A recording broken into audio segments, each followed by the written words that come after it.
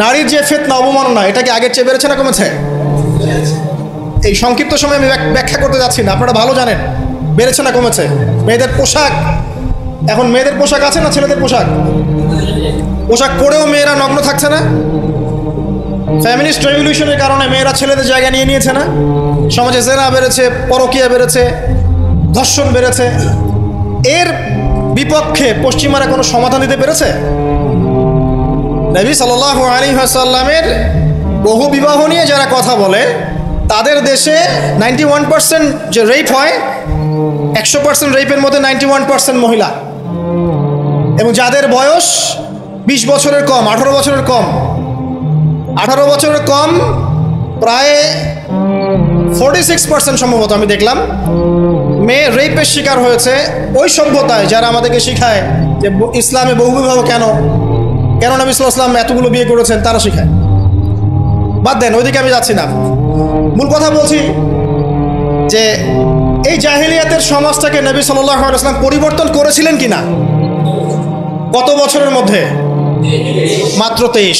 আমাকে একটা সমাজবিজ্ঞানী দেখান, একটা রাজনৈতিক নেতা দেখান, একটা অর্থনীতিবিদ দেখান, একটা দার্শনিক দেখান, একজন মহামানব দেখান, একটা লিডার দেখান, যে মাত্র 23 বছরের ব্যবধানে, মাত্র 23 বছরের ব্যবধানে পুরো আইয়ামে জাহিলিয়াতকে এমনভাবে পরিবর্তন করেছেন যে মক্কা বিজয়ের পরে না মক্কায় কোনো শিরক আছে, না কোনো সুদ আছে, না কোনো মাদক আছে, না কোনো নারীর হেনস্থা অবমাননা আছে, না বেপর্দা অশ্লীলতা আছে, না জেনা আছে, না ব্যভিচার আছে, না গোত্রীয় হানাহানি দ্বন্দ্ব আছে।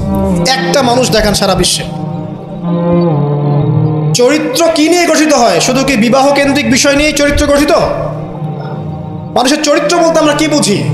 তার কথা, তার কাজ, তার আকীদা, তার আচরণ, তার ইবাদত, তার মুআমালাত, তার সামাজিক ব্যাপার স্যাপার, তার সিলাতুর রহিম, তার সমাজ জ্ঞান, তার অর্থনীতির জ্ঞান, তার পলিটিক্যাল জ্ঞান, সব কিছু মিলেই তো একটা মানুষের ক্যারেক্টার। যখনই ক্যারেক্টারের প্রশ্ন আসে নবী সাল্লাল্লাহু আলাইহি ওয়াসাল্লামকে নিয়ে সরাসরি চলে যায় বিবাহ। কারণ আর কোনো সেক্টর নাই ক্যারেক্টার নিয়ে আলোচনা করার। ওগুলো তো ডিফেন্ড করাই যাবে। যাদের সাথে এই পর্যন্ত বাহাসে বসেছেন তারা তো আর ওই বিষয়গুলো বোঝে না যে কোন জ্ঞান দিয়ে এই ইন্টারনালি ব্লাইন্ড সেকুলার প্রজন্মকে ডিফেট করা যায়।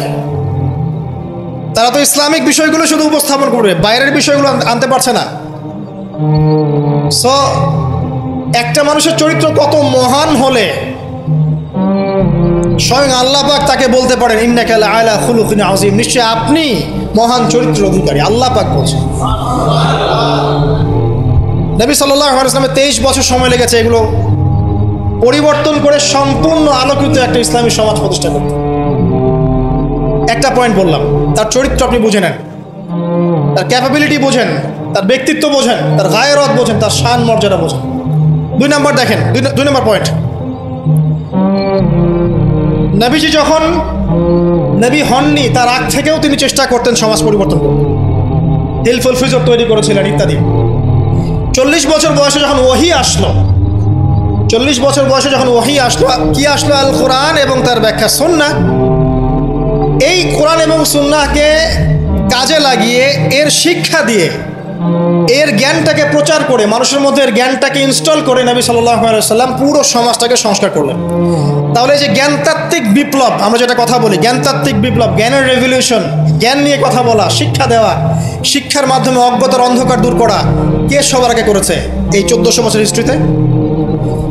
যারা এখন আমাদেরকে সায়েন্টিফিক এবং টেকনোলজিক্যাল জ্ঞানের কথা বলে, ওই পশ্চিমা সভ্যতাই, তারা কতদিন হলো সভ্য হয়েছে?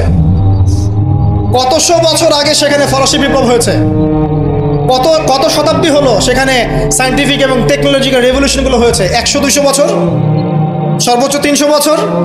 1400 বছর আগে নবী সাল্লাল্লাহু আলাইহি ওয়াসাল্লাম ইকরা দিয়ে জ্ঞানের রেভলিউশন করেছে, সাহাবীদেরকে জ্ঞান শিক্ষা দিয়েছেন। কোন জ্ঞান? অভ্রান্ত সত্যের উৎস, ওয়াহির জ্ঞান। ওরা যে জ্ঞান শিখাচ্ছে সেটা কি? বস্তুবাদী জ্ঞান। এখানে পরকাল নাই, এখানে আপনার জিন নাই, মালায়েকা নাই, বেহেশত নাই, জান্নাত নাই, জাহান্নাম নাই, হিসাব নাই, মিজান ফজিলত কিছুই নাই, ঈশ্বর নাই। Godless education system.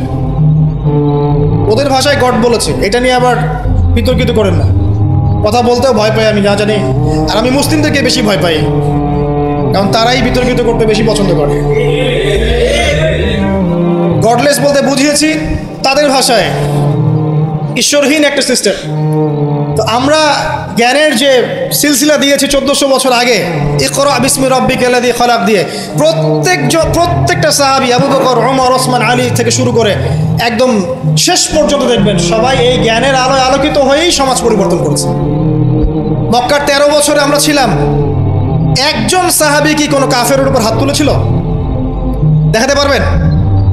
কোনো কাফেরকে একজন সাহাবী হত্যা করেছে বা আঘাত করেছে বা থাপ্পড় দিয়েছে? বরং আপনি দেখবেন শত শত কাফের তারা মুসলিমদেরকে আঘাত করেছে, নির্মম নির্যাতন করেছে। বেলাল রাদিয়াল্লাহু আনহুকে শুয়ে পাথর বিছিয়েছে, চাবুক মেরেছে, গা পুড়িয়ে দিয়েছে, কত কি করেছে। আবিসিনিয়ায় চলে যেতে হয়েছে, তায়েফে গিয়ে নবী সাল্লাল্লাহু আলাইহি ওয়াসাল্লামকে নিজে মার খেয়ে আসতে হয়েছে। এই যে 13 বছর সহনশীলতার পরিচয় দিয়েছেন এই শিক্ষিত মানুষরা, তারা কি উগ্র ছিলেন? তারা সন্ত্রাসী ছিলেন? তাদেরকে কি তরবারির জোরে ইসলাম কবুল করানো হয়েছে? এই 13 বছর যে সাহাবীরা ইসলাম কবুল করেছেন তারাই তো পরে বদরের যুদ্ধ করেছে, পরে উহুদে গিয়েছেন, পরে খন্দক খায়বারে গিয়েছেন। এই যে বেসিকটা তৈরি করেছি আমরা মক্কার 13 বছরে, এই 13 বছরটা কি উগ্রতা দিয়ে প্রদর্শন করা হয়েছিল? কোন রকমের আগ্রাসী মনোভাব প্রচার করা হয়েছে? কিচ্ছু করা হয়নি। শুধু জ্ঞান তাত্ত্বিক সলিউশন দেওয়া, জ্ঞান শিক্ষা দেওয়া হয়েছে, কোরআন শিক্ষা দেওয়া হয়েছে, হাদিস শিক্ষা দেওয়া হয়েছে। এই শিক্ষার মধ্য দিয়ে যখন ভিতরটা পরিবর্তন হয়েছে তখন মানুষ আল্লাহর কাছে আত্মসমর্পণ করছে। এই ছিল আমাদের মক্কার 13 বছর। তাহলে যে জ্ঞানের কথা বলি আমরা, যে মানুষটার কাছে কোরআনের মতো কিতাব আসে, এক বাক্যে আপনি আমাকে বলেন কোরআনের একটা আয়াতকে কেউ মিথ্যা প্রমাণ করতে পারবে? কোরআন কারীমের মধ্যে যাররা পরিমাণ কি মিথ্যা আছে বা অমানবিক কোনো বিষয় আছে? মানুষ ভুলভাবে সেটাকে উপস্থাপন করে, কিন্তু যদি সঠিকভাবে উপস্থাপন করতে পারে বা সৎসাহস থাকে, পশ্চিমকালেও কোরআনে আপনি যাররা পরিমাণ ফল্ট পাবেন না। যালিকাল কিতাব লা রাইবা ফি, কোনো সন্দেহ নাই। এখন বলেন, এত পবিত্র একটা কিতাব একজন পবিত্র মহাপবিত্র সত্তার কাছ থেকে এসেছে, আর একজন জিবরাইল আলাইহিস সালাম ফেরেশতাদের লিডার, তিনি এটা বহন করে এনেছেন। এখন যে মানুষটার উপরে এটা নাজিল করা হচ্ছে তিনি কত পবিত্র চরিত্রের অধিকারী, এখন আপনি চিন্তা করেন। যদি তার চরিত্রের মধ্যে যাররা পরিমাণ অপবিত্রতা থাকতো তাহলে কোরআন কি তার উপর নাজিল হতো? কথা বুঝতে পারছেন? মনে করেন আমাদের চরিত্রে কি অসংখ্য অপবিত্রতা আছে না? আমার উপরে কি আল্লাহর নূর, আল্লাহর এই যে কিতাব, ওহী, এগুলো অবতীর্ণ হওয়ার সুযোগ আছে কোনো? নাই। আল্লাহ পাক পবিত্র মানুষদেরকে বাছাই করেন। আল্লাহ রাব্বুল আলামিন সবচেয়ে পবিত্র মানুষকে বাছাই করেছিলেন মহাপবিত্র কিতাব দেওয়ার জন্য। এটাই তো যথেষ্ট তার চরিত্র ব্যাখ্যা করার জন্য। আর কি প্রয়োজন? যার কাছে কোরআন নাজিল হতে পারে তার চরিত্র নিয়ে কথা বলার কোনো অবকাশই নাই। তিনি যে কাজই করেছেন, যখন যে কথাই বলেছেন, যে ইনিশিয়েটিভ নিয়েছেন, প্রত্যেকটাই আল্লাহর হুকুমেই নিয়েছেন, এর হুকুমের বাইরে কিছু করেন নাই। শুধু তাই নয়, তার শত্রুরা পর্যন্ত মক্কায় কখনো বলতে পারেনি তিনি মিথ্যাবাদী, তিনি মাপে কম দেন, তিনি ওয়াদা খেলাফ করেন, তিনি অমুক, তিনি তমুক। তার শত্রুরা পর্যন্ত এটা বলতে পারেনি। বরং তার শত্রুরা বলেছিল এভাবে যে তোমাকে আমরা অবিশ্বাস করি না, বরং তুমি যে কোরআনের কথা বলছো এটাকে আমরা অস্বীকার করছি। এটা 2 নম্বর পয়েন্ট। জ্ঞানের রেভলিউশন আমরা দিয়েছি, নবী সাল্লাল্লাহু আলাইহি ওয়াসাল্লাম দিয়েছেন। আর এই জ্ঞান না থাকলে আপনি তো শূন্য। আমরা ঠিকই তো আছি জ্ঞানের উপরে। আর একটা বিষয় সবার কান খুলে শুনে রাখা উচিত, পবিত্র কোরআন এবং সহিহ সুন্নাহ বা নবী সাল্লাল্লাহু আলাইহি ওয়াসাল্লামের সুন্নাহর মধ্যে এমন কোনো বিষয় নাই যেটা ব্যাখ্যা করা হয়নি। এটা মানতে যদি আপনার আপত্তি থাকে, আমরা আপনার সাথে লড়াই করব না, আমরা আপনার সাথে ঝগড়া করব না, বিবাদ করব না, আপনাকে আঘাতও করব না। আপনাকে বিনয়ের সাথে বলবো আপনি আরো 10 বার স্টাডি করেন, আপনি আরো 10 বার স্টাডি করেন, কোরআন এবং সুন্নাহকে আরো 10 বার স্টাডি করেন। আপনি খুঁজে পাবেন ইনশাআল্লাহ কোরআন এবং সুন্নাহর মধ্যে কোনো রকমের ভুল ত্রুটি, মানবতা বিরোধী কিচ্ছু নেই। আল্লাহ পাক আমাদের সবাইকে বোঝার তৌফিক দান করুন।